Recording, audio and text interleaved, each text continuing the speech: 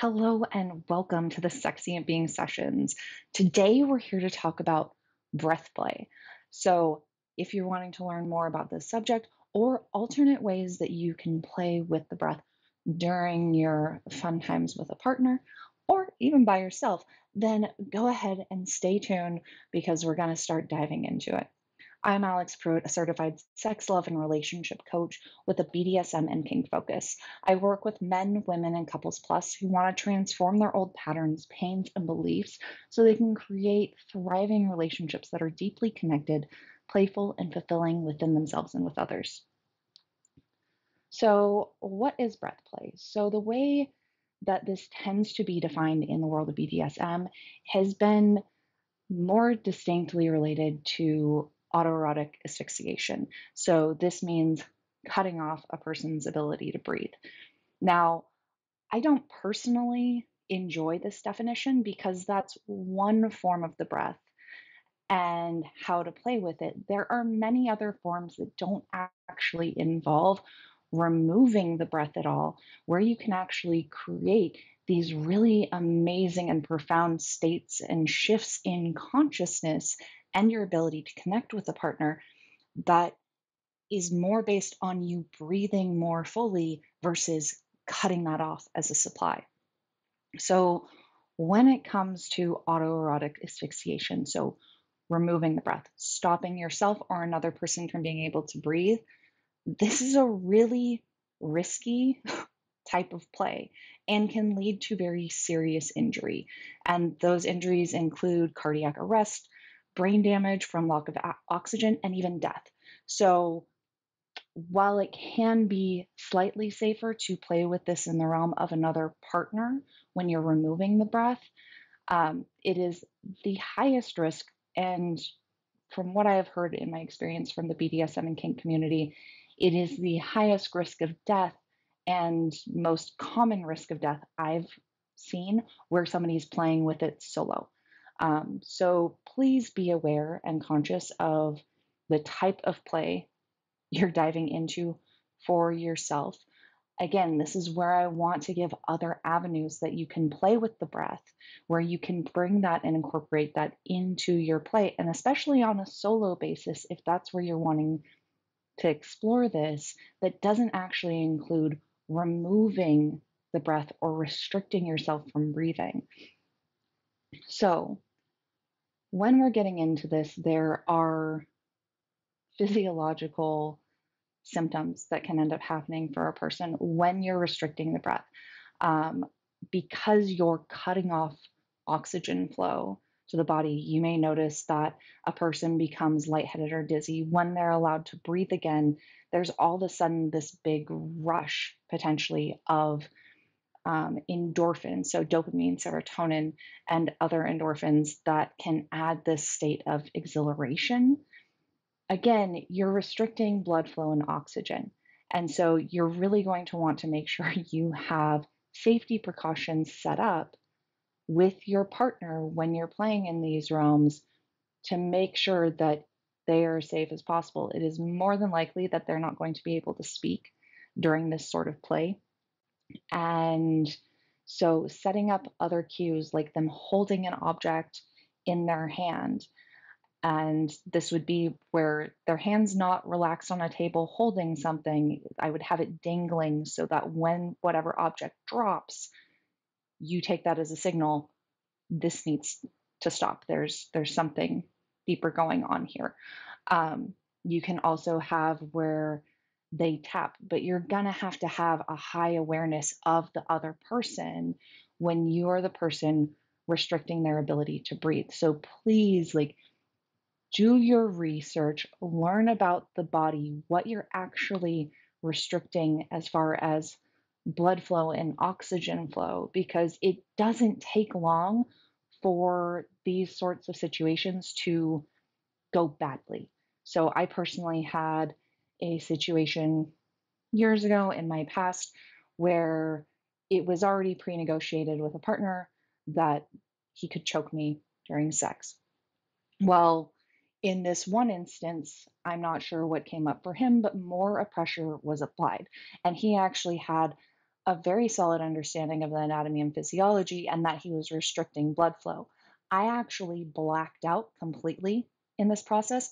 I believe it was only for a few seconds, but it was this big rush when I came back, but it was a complete dissociation, complete blackout moment. And that was not safe. In other instances where we played with breath, it was a lighter hold. And so it would bring more attention and awareness to my breath.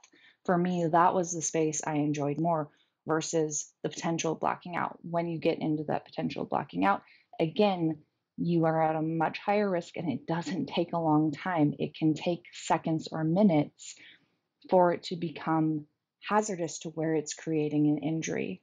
If you're applying things like choking, you're obviously putting your hands around another person's throat, which there is a whole bunch of very small and fragile structures that exist within the throat, as far as the trachea and the esophagus, the vocal cords.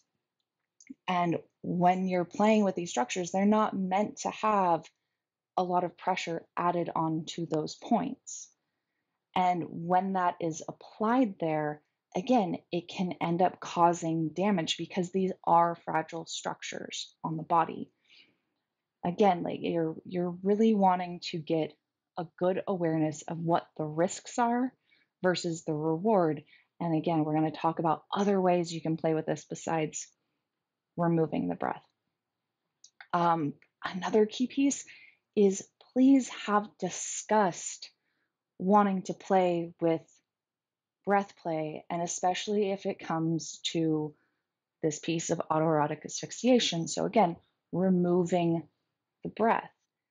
I don't know how many times I have been engaged in a sexual play space with a partner and they just put their hand around my throat and decide it's a good idea to choke me, that it's hot. My guess is this has been displayed in porn. Maybe they had another partner who enjoyed it. It was not based on consensual play. And honestly, for me, it pulled me out of my experience to where I was like, what is this person doing? Because there wasn't the trust, there wasn't the safety, and there wasn't the communication that had happened beforehand to help establish that this was okay.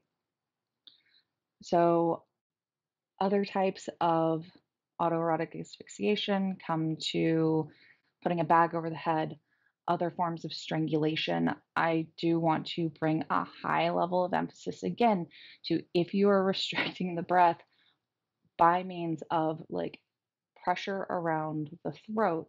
So even like using a belt or a scarf or a tie, like when you have your hands on somebody's throat, you can feel more what's going on under your hands. When you're using another tool, you have less of that sense. So you need to be paying a higher level of attention to what's going on for the person. Make sure you're setting up as many safety regulations as you can so that you know when it's too much and that you have a very high attunement to what's going on in their body in case they lose consciousness because it's much higher likelihood that that happens in these situations than a lot of other play spaces where you're not restricting breath.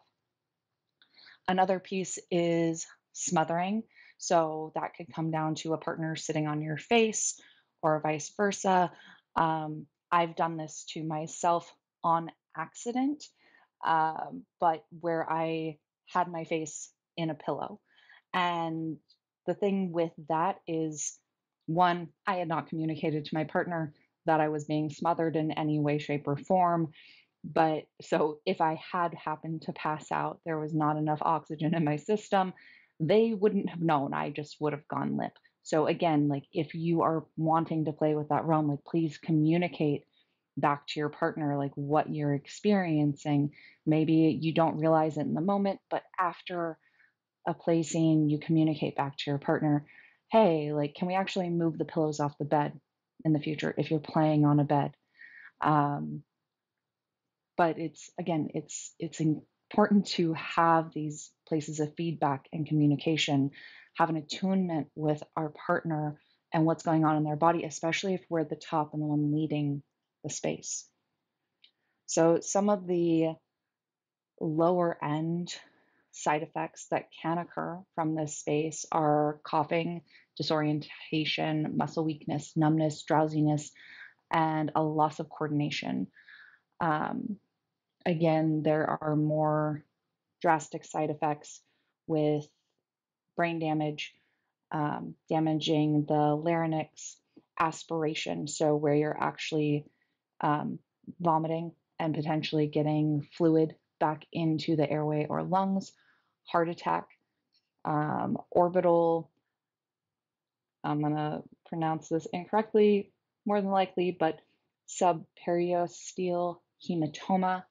Um, so it's a hemorrhage that occurs. And again, these are emergency situations when they occur. And that's, I don't want to scare people off from this realm. Again, I want you to be aware of what the possible risks are, because this can very easily turn what was a playful, fun, explorative experience with a partner into an emergency situation. Um, so let's get into, okay, we talked about, let's see, we talked about the physiological effects, the warning signs. I guess really what I want to get into more is expanding upon how you can play with this. So let's say you're really wanting to play with restricting the breath. I actually have certifications and a lot of training that relate back to breath work, which most people, when they think of breath work, if they know that term, it comes down to a meditative breath. And so a meditative breath is a breath that you're utilizing when you're doing a breathing rate that is slower than normal. There's also what's called a therapeutic breath, which is bringing higher intensity levels of breathing, so a faster than normal breathing rate, into play in a conscious way. So there are different effects that come from both spaces. A lot of people will think, oh, I'm doing a faster than normal breathing rate, it means I'm hyperventilating. And yes and no. It depends on where you're breathing into in your body. So, a lot of the time, hyperventilation, as far as what we see leads to a lot of panic attacks and things like that, comes down to people are breathing very high in the chest. So, when you're noticing their breathing, it's all up in the rib cage, not breathing down into the belly. So, they're not actually getting a full intake of oxygen into the lungs and that full release of carbon dioxide out of the lungs.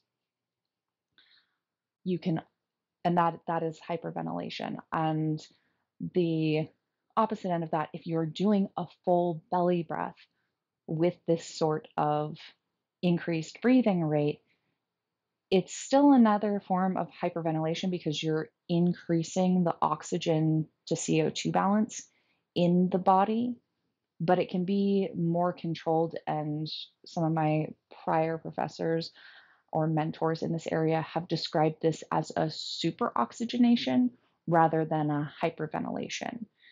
It can end up leading to some other experiences that can be slightly uncomfortable, like tetany, which is more of a cramping sensation felt in the extremities. So typically in the feet or the hands.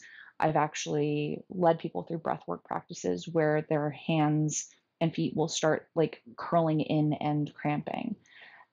If the person doesn't want to continue past that point with that higher breath, literally all they have to do is slow down the breath. And again, in that, you can slow down your play and it will help release that holding. If they want to continue to play with that, they can breathe through those sensations, breathe through that cramping, and it will subside. It'll tend to come in waves as well. Another one is tingling sensation. So they may feel this high buzzing sensation all through their body, but especially through the limbs and extremities again. Um, One thing I've done in the past when I played with these spaces is that tingling sensation sometimes can feel like I feel cold. It gives my body the signal that I am cold. And I've actually played with this to where I had a heater set up near me. I had blankets. I had other things to make sure like my space was actually warm. And it broke it down to, okay, here's the difference between what is actually going on in my environment and what's actually going on as my internal state in feeling these tingling sensations that aren't triggered by it actually being cold outside my body. So, guiding a person through breath control to me is a much safer avenue to play with. Um, if you want to do this again in the form of asphyxiation, removing the breath from the other person, my recommendation for doing this in a much safer manner is going to be instructing them to hold their breath. Or maybe you have a signal to where if you hold on a certain part of their body, that their job is to hold their breath. Maybe you're in an impact scene and you don't want them breathing during that point. And at that, like you're only giving certain impacts while they're holding their breath. And maybe one of their tasks is they have to see how long they can hold their breath before taking that next inhale. Their body, like when it really needs it, will do that next inhale. Like it's part of our autonomic nervous system. Our body doesn't actually want to hurt itself, and that's okay. It's our body's safety mechanism for keeping us safe. Um, so that is one route you can go with it, where you don't actually have to lay hands or use other implements to restrict a partner's breath. Because again, this is a very high risk type of play when you are putting your hands on somebody else, using tools or other implements to restrict the breath flow of another person. Again, like even if they get to the point of, let's say, they're holding their breath and they happen to pass out, it's not inconceivable that that space could still happen.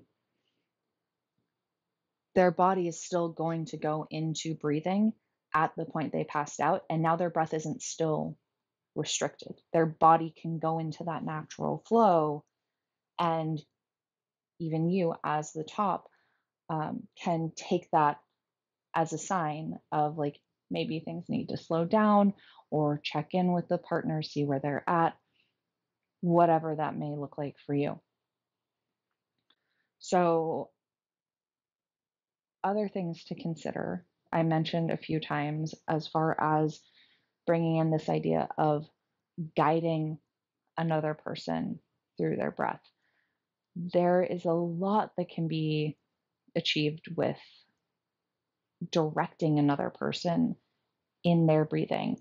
Um, in my own experience with breath work, I didn't think it was possible. I was actually a person who was highly adverse to sitting down to meditate because it just seemed daunting and I guess really boring for my system to just sit there and try to like not think about thinking, which if you're trying to not think about something, it's going to amplify that you're thinking about that thing. It's like when somebody is like, oh, don't think of a pink elephant. What's the thing you're going to think of? A pink elephant. So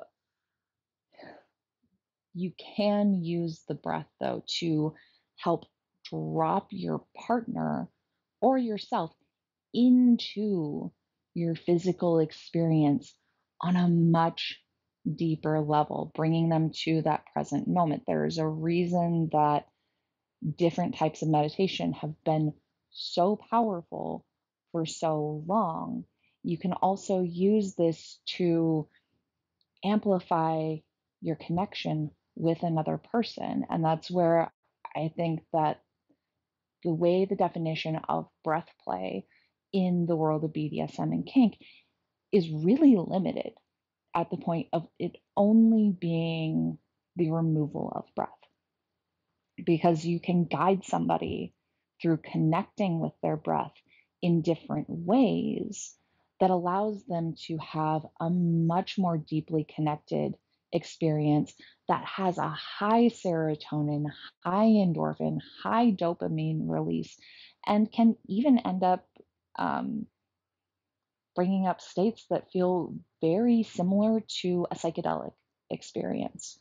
It's actually a lot of the breath workers I know at some point in their life have experimented with psychedelics, and most of them have stopped utilizing psychedelics because they've realized that they can actually reach very similar states in their own nervous system and in their downloads, in their processing, and their trauma healing, all these things that they can with psychedelics, but it's literally only using their breath.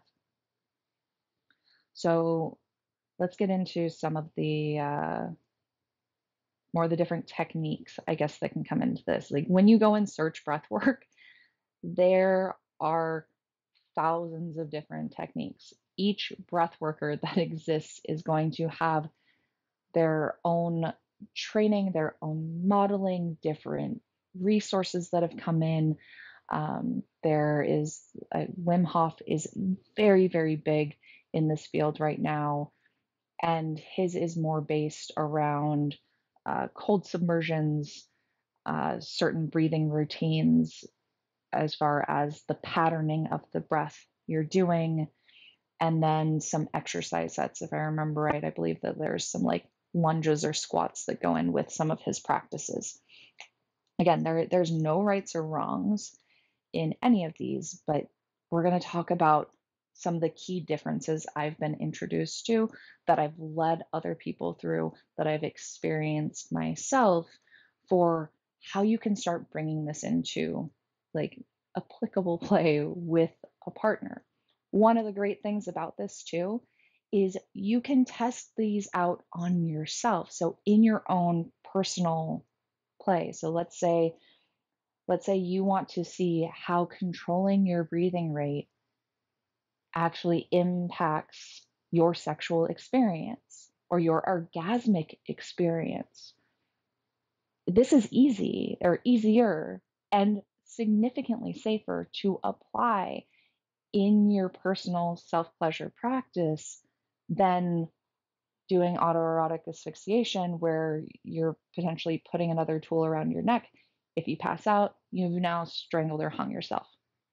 You've gone past a certain point. Again, like I said, that's most of the kink or BDSM related deaths I have heard about and like talked with people about on a personal basis have actually been related to self-induced autoerotic asphyxiation. So again, I want to bring a high awareness to this. There are other ways to play with this space that can be just as amazing or more so, that have nothing to do with restricting the breath. It's actually the opposite of amplifying the breath and utilizing the breath to bring in more pleasure, to disperse sensation in your body, to connect, to be in that present moment with what's coming up, with what's there.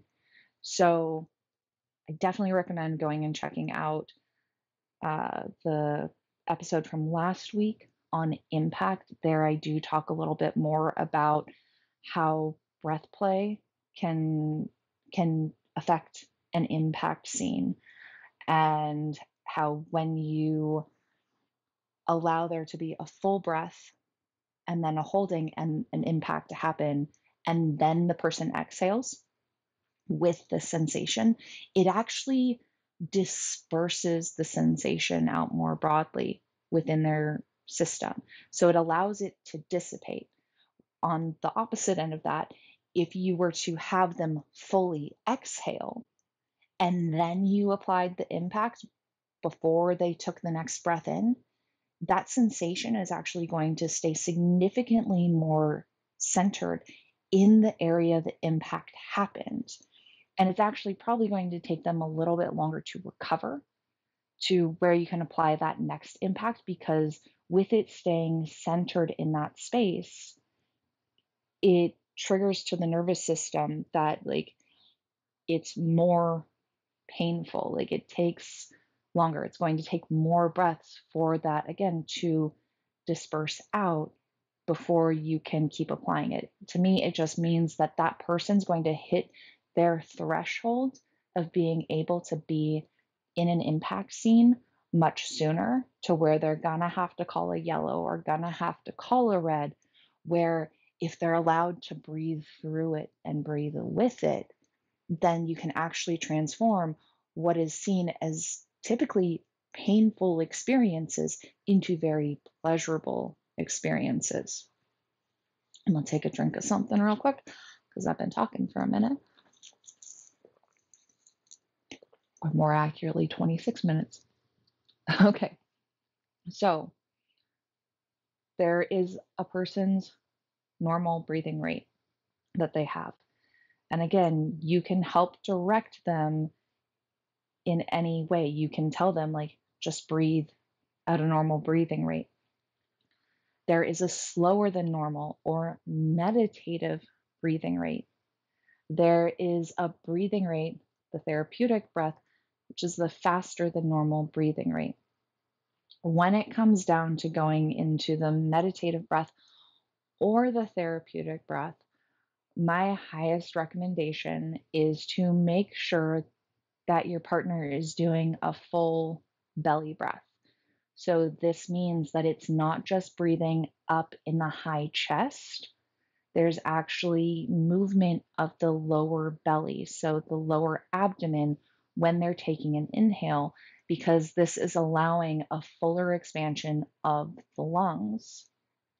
Again, I would say that, let's say your partner's in a faster than normal breathing rate, and it's this high in the chest type of breathing. My guess is that the majority of the time, this is going to tap somebody out in their threshold much sooner than if they are doing a full breath, to where they're having that full belly breath. And this may take practice. Like this is a skill that we all innately have as babies. Like if you watch a baby breathe, they breathe into their belly.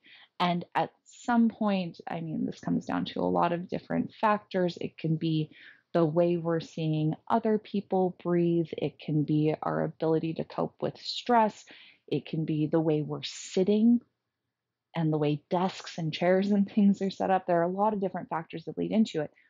But as we become adults, most of us get out of breathing into our low belly and only breathing into our upper body. Again, we're not allowing for the full expansion of the lungs. We're not allowing them to reach their higher capabilities.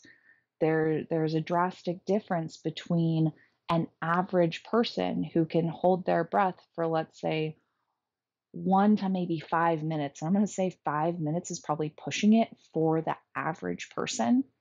And somebody who does deep water diving, where they're free diving, they don't have a breathing apparatus. And I would have to look it up, but the last like stories I heard around it, I believe the people were, or those deep water divers were able to hold their breath for around 26 minutes. Again, this isn't them taking some secondary breath underwater using another apparatus.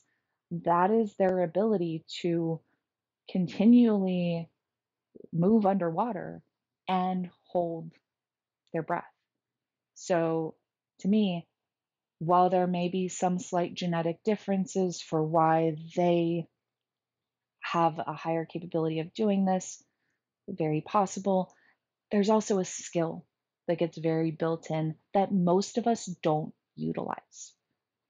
So again, like it's not impossible. Like anybody can work with their breathing Does it sometimes take direction because we have been conditioned out of that? We've been given these other avenues and routes that our autonomic nervous system defaults to.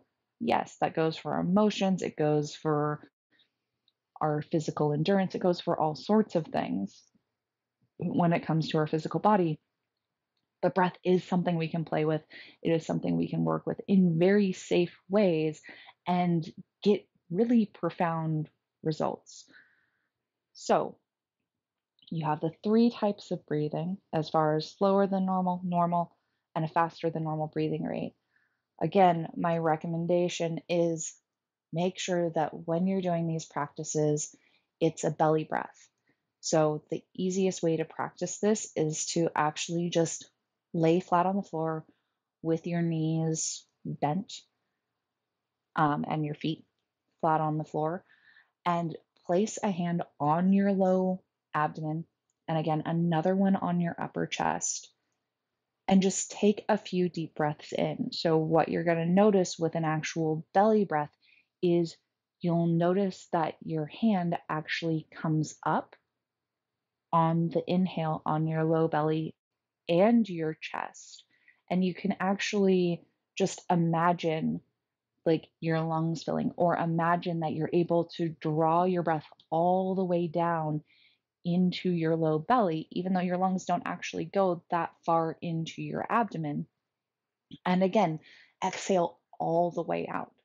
And even just practicing this for 1 to 5 minutes a day can create really profound shifts in your life as far as adding oxygen, helping move different like chemicals that get stagnated in your system. Um, I'm not going to dive too deeply into it because I am not making sure that you are particularly trauma informed practitioners of any sort in the course of this call, but there can be trauma release that happens with this. There is a lot of emotions, belief systems, patterns that get stored within our physical body, and we can help release those, relax those out, all through utilizing the breath. Um, let's see. So, another way to help play with the breath, or I guess, let's see, we'll go into like some of the differences of what the breathing rates enact, right? So, when we're in the faster than normal breathing rate, especially if we're breathing really high in the chest and at a very fast rate, like I mentioned, it's much more likely to have a person's nervous system go into a stress response, and especially if they are mouth breathing. So, as animals, what we can see is that typically when an animal is in more of a high stress response in their body, that their body's trying to get more oxygen input. So they're breathing at this much faster rate. It's the point you'll see dogs or cats pant is typically either when they're really hot or when they are experiencing stress or anxiety of some sort. People are the same. Granted, we again don't necessarily have great coping tools, and so we'll store all sorts of stress in our body and not realize we're mouth breathing. So, when you're mouth breathing, it's actually much more likely to induce stress states in your body. Again, and especially if this is associated with this high in the chest breathing, because you're creating these bigger differences in the balance of your CO2 and oxygen balance for your body. So, again, fuller belly breaths, which does take practice, or at least it did in my experience. And it can feel uncomfortable because when you go into those types of breathing, like you've conditioned yourself, oh, I do this through my mouth. Oh, it's these short, high breaths in my system. Again, it's just a skill set. There's no perfect, just keep trying with it. Give yourself that space to do that. Again, like if you have more of a 24/7 lifestyle with a partner, you can give this as an assignment if it's something they want to work with. I can tell you in my experience, like that's learning to bring in the breath, to cycle the breath creates drastically different experiences than the points in my life where I didn't utilize those tools in BDSM or kink sort of play spaces or otherwise in life. When you're bringing in a slower than normal breathing rate, like you can think of this as a resting breath. Like typically, the point in time your body goes into a slower than normal breathing rate is when you're at rest, when you're asleep. It goes into this very slow rhythmic breathing most of the time. And that tells your system, oh, there's enough safety for me to be able to sleep. It tells your system, I can rest. I can enter those phases of rest and digest in my system. And those are typically phases that are much more associated with us experiencing pleasure. It's when we've let down our guards, and that can be emotionally, it can be mentally, it can also very much so be physically. As I mentioned before, our bodies will tend to hold physical guarding.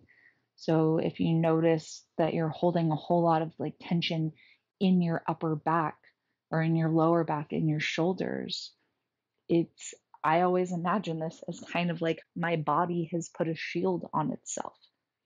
I've personally had certain pieces of my self work where I've realized I will actually gain weight, especially if I'm in prolonged states of stress. And it's actually like some wisdom in my nervous system trying to create a physical barrier between me and the outside world. And that's, again, it's a subconscious piece. It's not something I'm consciously doing. But when I notice that pattern showing up, it's then something that I now know exists and I can get curious about it and say, okay, what's here? What can I work with? And again, we're bringing it back to the breath, back to how to play with these sensations. So, in the meditative breath, in this slower than normal breathing rate, this is typically the time where it's inducing states of relaxation. So, a lot of the time when I actually am in scenes that would be seen as being more painful in particular or more uncomfortable sensations, I will purposely do very slow, deep breaths. Another way to amplify this experience, in my opinion, is I'll do the inhale.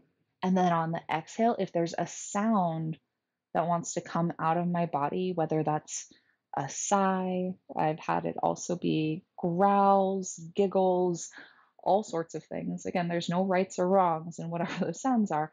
Like, let that sound move.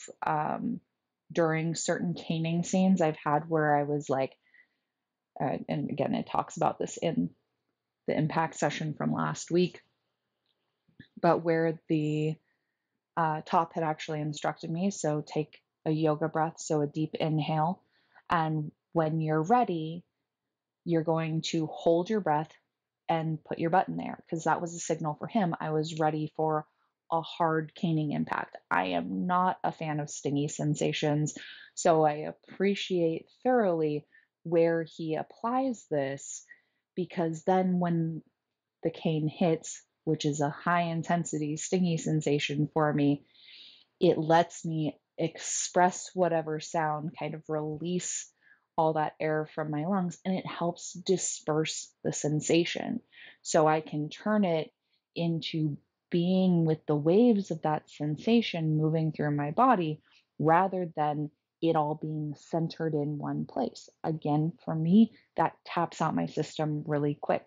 If it's constantly on the exhale, if I haven't been able to catch my breath in between, it's much more likely I'm going to have to call a safe word, to end the scene or at least slow it down, or I'm going to have anger or sadness get triggered in my system.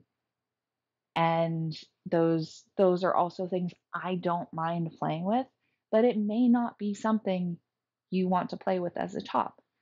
Again, like you're not just playing with a physical body on somebody else. They are a whole ecological system all in themselves. And when you start playing with pain and pleasure, or the areas in between where they cross, you can also bring up tears, you can bring up anger, you can bring up guilt and shame and other things. So, being able to hold a capacity for those things, or recognize for yourself, like, this is outside of my scope of what I can hold space for, of what I can hold another person through, is really powerful. So again, just bringing awareness. There's nothing wrong if you are not capable of holding those spaces. Again, be realistic with yourself of what you are capable with. If you're not capable of holding those and you want to be able to, then do your own work around those. It's not the job of the sub or the bottom to just be okay with whatever you want to give them, right? With whatever you want to do, and have it only equal whatever the end result is you're wanting. Because maybe that wasn't the experience for them, and they're entitled to that. That is their right to have their own experience, just as much so as it is your right to have your own experience.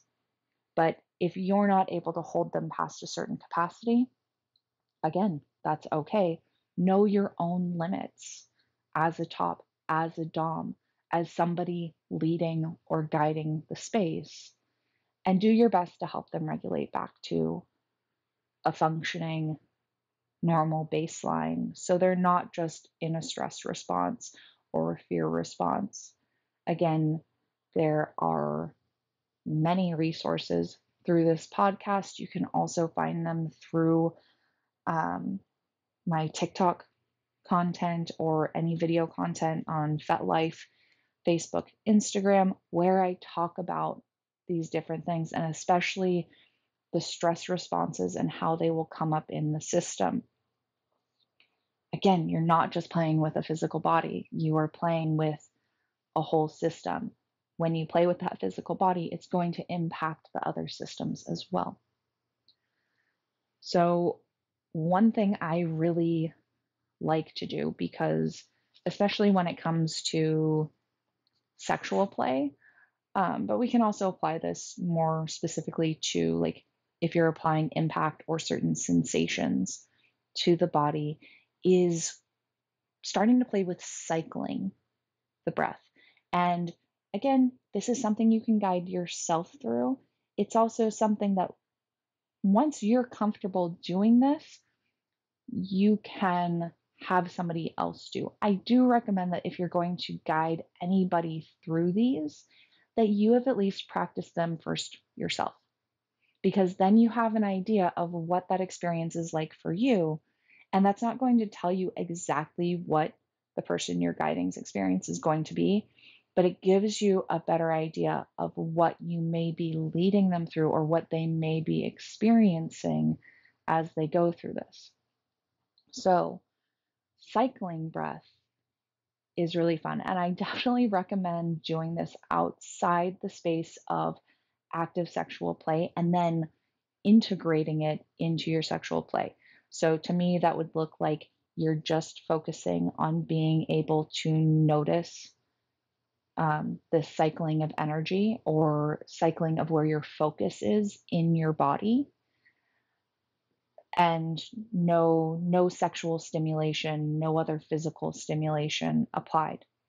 Then that next step, let's say you want to bring it into your sexual practice, is that you would bring it into your personal pleasure practice, your personal masturbation practice, or applying a sensation to yourself while cycling this energy. Then, as you feel more comfortable with being able to do that, then bring it into partnered play spaces. The importance in this is when you're getting used to directing where your focus is in your body, like you're starting from a baseline of minimizing all other distractions so you can get used to how that feels and get into the nuance of how that feels. Then, when you start bringing it into, let's say, your sexual practice or sensation play in particular, you are allowing yourself again to notice the more nuanced space of, okay, now, like right now, I keep scratching the sides of my legs and on my calves with my nails. So let's say that's the sensation you're applying. You're going to do the same breath practice of rotate or like cycling through this focus. I'm going to guide you through something here in just a moment. So if there's any confusion coming up, like you will get a little guided practice on how to do this here. Um, but then you would start doing that sensation on your own with the breathing process and paying attention to where your focus goes. Once that's more regular for you, it's something you can tap into, then you bring it into your partner practice. Again, it's allowing yourself to, again, build a skill that you haven't necessarily had before and then integrate it up so you can keep noticing those other sensations and how it shifts or changes as other things come into your practice, come into the process with you. All right, so there's two main directions to cycle the energy through your body or cycle where your focus is through the body. And these both fall into what I've been taught is called the microcosmic orbit. And it is one of my favorite practices. Um, a lot of it incorporates from Hindu practices in Tantra, and other ones come from more Taoist traditions. There is a book, and it's great for men or women, but is more specifically aimed at men, called The Multi Orgasmic Male. And he goes through a whole bunch of very small stepwise practices to start incorporating semen retention, getting used to noticing the energetics, working with the breath. I definitely recommend that book. Also, I have a whole course, and a big piece of that course is helping you drop into your pleasure mastery, especially if you are the leader, the sovereign Dom in this instance, who wants to step up, who wants to be able to guide another partner to amplify your own pleasure and your partner's pleasure. So you can always check out the links in my bio or in the description under this video. So for this, typically, as the way I've been introduced to it and have seen it play out in my own system, is one method of doing this is you're going to start out at what is considered your root chakra or the base of your abdomen. And this is the very base. So the base of your pelvic floor. And you can think of this as the area that's directly around, if you're male, penis and testicles, female, the entrance to your vagina, the perineum. So that is the area between the genitals and the anus, or also the area of the anus. It's not a distinct single point. It is a whole region. But go with what feels right for you for how you delineate that you're going to that point in your body. And the first one is cycling your focus up the back of your body all the way to the top of your head and then down the front of the body. Now, in this process, the way I've been introduced to it is when you're doing the focus and the breath cycling in this pattern up the back, down the front, this allows you to step more into a state of control, right? In being presence and being a leader. And when you go in the opposite direction, so up the front of the body and releasing down the back of the body, this actually leads to higher states of surrender, of releasing, letting go. And for me, I relate these a lot to the energetics and being a submissive, right? Um, I relate a lot of the Dom sub dynamics to the light and shadow, yin, yang, masculine, feminine, and those concepts. And if you're not familiar with those dualities, it can be a fun adventure to look into. I personally love dualities. It is a part of who I am and who I am becoming at all times. Anyhow, so when you're playing with this, you can play with it in the different directions. And I've noticed in my personal play, like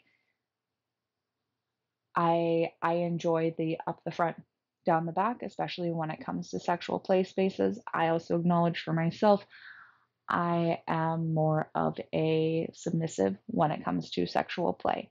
When it comes to BDSM and kink play in general for myself, that is the realm I like to be in. I like to use it as a way to get the hell out of my head and into my body, into my very present moment experience.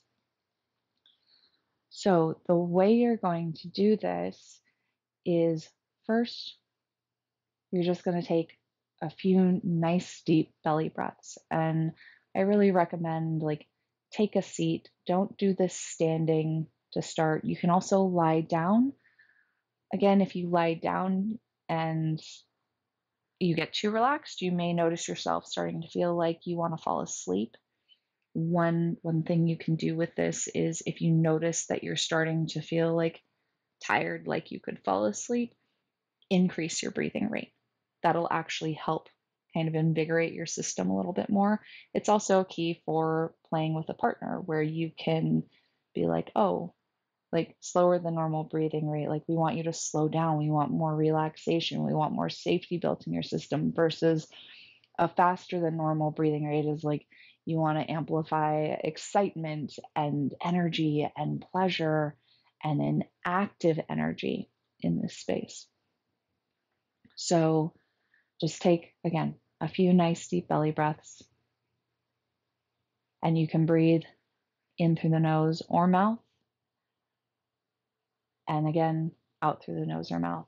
I guess two other things I wanted to touch on, and we kind of talked about this before. So when you breathe in through the mouth, it can connect you more with the stress response.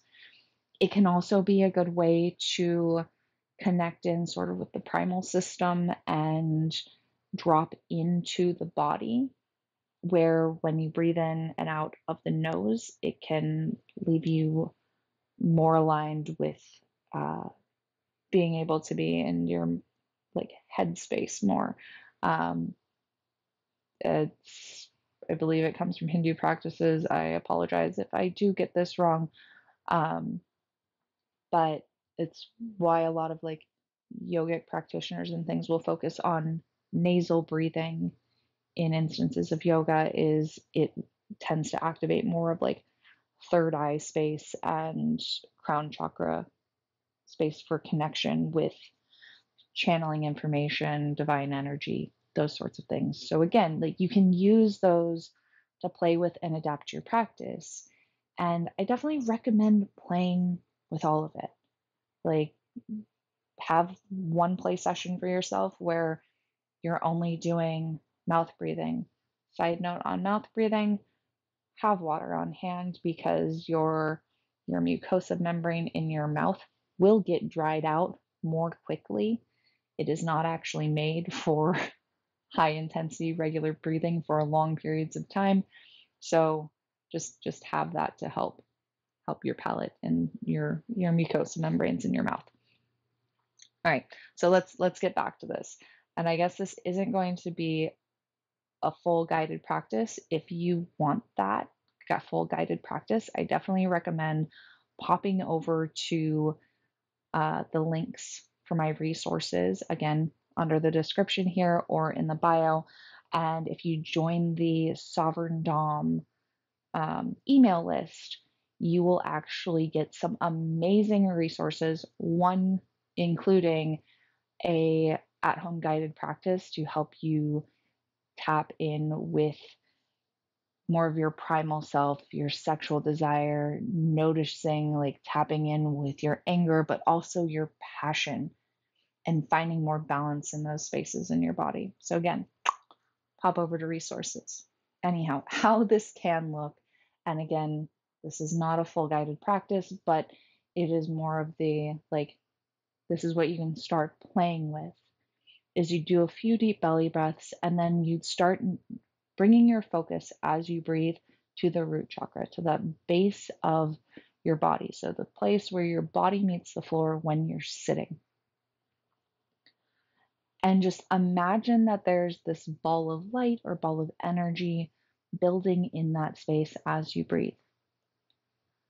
And then you can do this, let's say, over a 5-minute span. So maybe set a timer for yourself. But after you end up getting that initial ball of energy built, you're just going to notice that ball of energy moving up the back of your body all the way, like up through the lumbar, up the thoracic, up through the cervical spine, up and around the back of your head to the very top of your head, to the crown of your head. And then as you exhale, that ball moving down the front of your body, across the face, down the front of the throat, across the front of the chest, across the front of your abdomen, all the way back down to the base of the pelvic floor. Again, the root chakra, where your body meets the floor when you're sitting. And you're just going to sit there, and as you inhale, bring that ball of energy up the back of your body to the top of your head. As you exhale, allow it to move down the front. Now, it is really common that when you're trying to notice those sensations down the front of the body, that it can actually feel much harder to notice. And there are 2 recommendations here. One, like if you really can't feel it, you can't bring that nuanced focus to those areas, that's okay. Imagine you can. Just imagine that you can feel those sensations, what it may feel like, because there may be some things playing in there where you're actually noticing those sensations, but your system has been dysregulated, trained out of being able to bring those areas focus. There's a type of dissociation going on from noticing sensation. The second piece is it can be really helpful to actually put your tongue against the roof of your mouth, kind of to help facilitate that flow of sensation, because when you hit that space of your mouth, there's more of a gap. And for whatever reason, having the tongue against the roof of your mouth can help with that flow. So if you're doing this in the opposite direction, very similar thing. It's starting out with that ball of energy at the root chakra, allowing that to build. And then as you breathe in, that ball of energy would move up the front of the body. So up past the genitals, across the front of the belly button, across the solar plexus, the heart region, the front of the throat, up the front of the face to the crown of the head. And then as you exhale, that moves down the back of the body.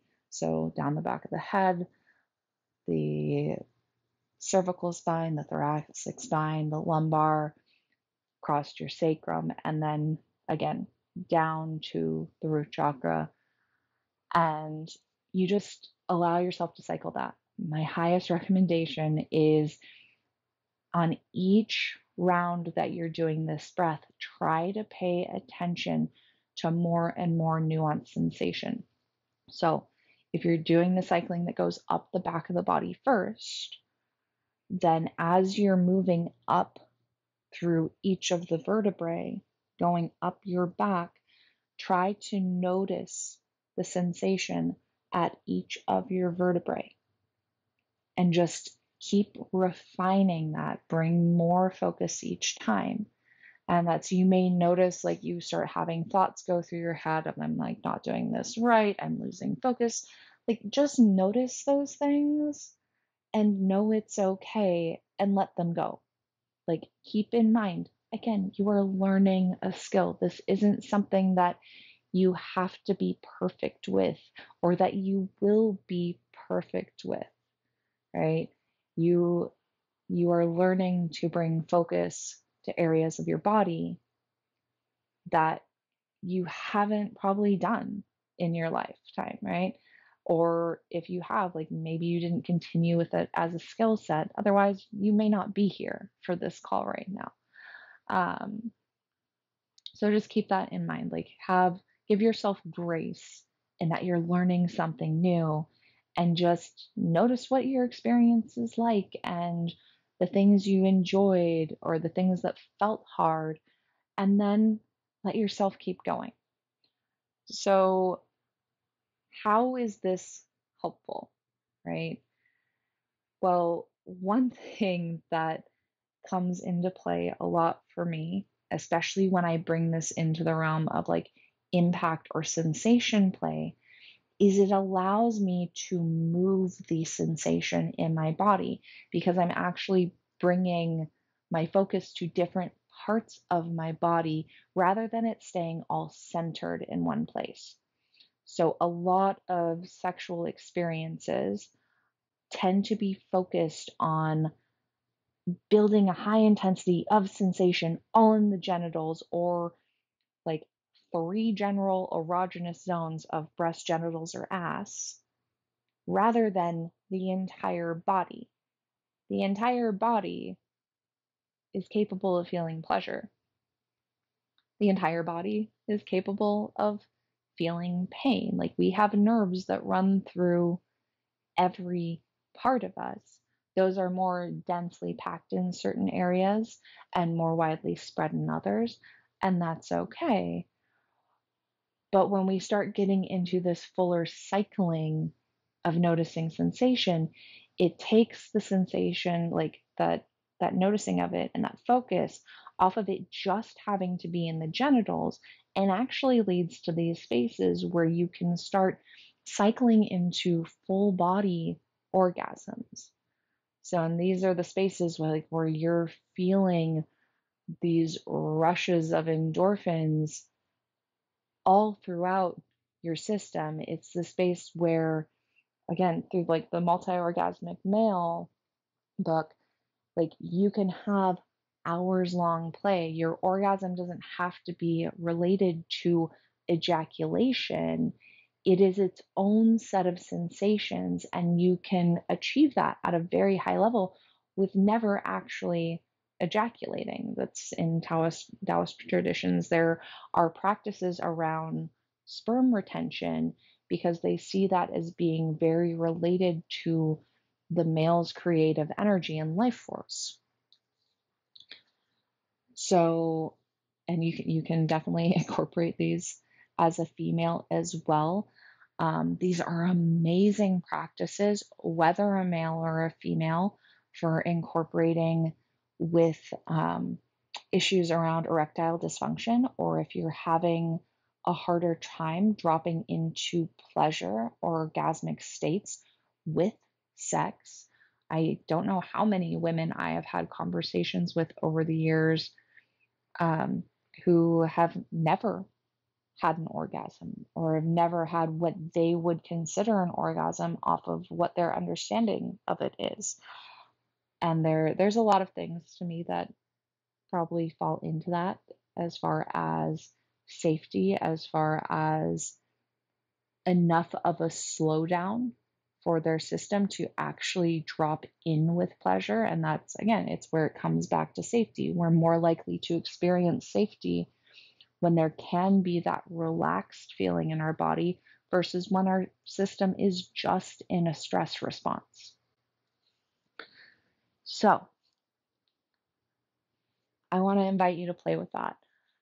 What was your biggest takeaway from this call today? Please comment below. Also, if you have any questions, or if you want to come back and tell me about some of your experience that you have had with starting to incorporate this information into your play, especially breath play, then please come back, comment, like talk to us about it here. I am happy to respond to comments all along. Again, if you want resources, if you want a personal guided practice, go pop over to my resource list and join the Sovereign Dom email list that has a ton of information on starting to understand how the emotional body and uh, fear slash stress or primal response comes into play and how that shows up as patterns or behaviors, along with, again, this guided practice for helping you tap into that and find more balanced points within your system. Again, that does start bringing in breath play practices and how to start moving with those spaces and bringing presence to those spaces more fully. If you're interested in working with me, if you're interested in learning how to apply this and you want more guidance, then go pop over and sign up for a discovery call. I am happy to talk with anyone. This call is completely free at this point in time. They may not be forever. So in that case, if you are interested in working with me, like I definitely recommend doing it sooner than later. My business is going to change and evolve over time. There may even be a point where I don't do one on one practices. My highest recommendation, again, at this point in time, because of my personal experiences with coaching and with doing this sort of work, is that if you feel like you want guidance through this, then a one on one work with a practitioner is going to be your greatest resource for support and learning these skill sets. All right, until next time, I'm Alix Pruett, and it was phenomenal to have you join me today. And I believe our call next week will be around movement because that keeps coming up for me the last few days. So until then, we'll see you next time.